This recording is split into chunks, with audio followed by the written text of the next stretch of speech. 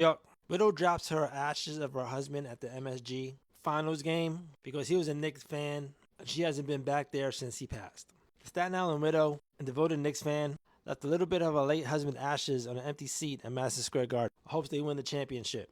She sprinkled a little bit of the ashes in the empty seat next to her at Madison Square Garden recently so he can enjoy the game watching it from heaven. Madison Square Garden was like the thing. They always went to Madison Square Garden for everything.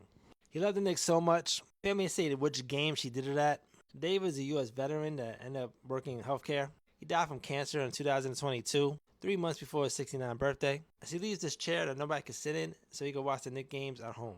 Nearly 40 years ago, their romance began. She said we started going to Knicks games together. He said he never went to Knicks games with anyone, but he asked her if she wanted to go, and she said yes, and their relationship became. The devastating diagnosis changed everything. She took care of him the whole way as he worsened. She did everything, even feed him. They were together for over 34 years. When Dave died, December 18th, 2022, the grief was overwhelming. She couldn't even bring herself to watch the Knicks on TV. Everything changed when the Knicks started to win and do well, and her 3 daughters and the entire family bought her a ticket. And they forced her to go, saying Dave would want you to see the Knicks. Can't stop doing what you normally do. That was the first time she went back to MSG since her late husband passed. What happened next became the most emotional moment of her life. At the game, I brought my husband to ashes. And I was in the section 224, and I sprinkled my husband's ashes on the seat and said, Dave, you are here with me. 204 is right here. This is the view she had.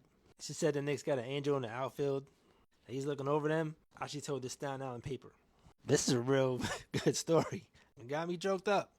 Let's go Knicks.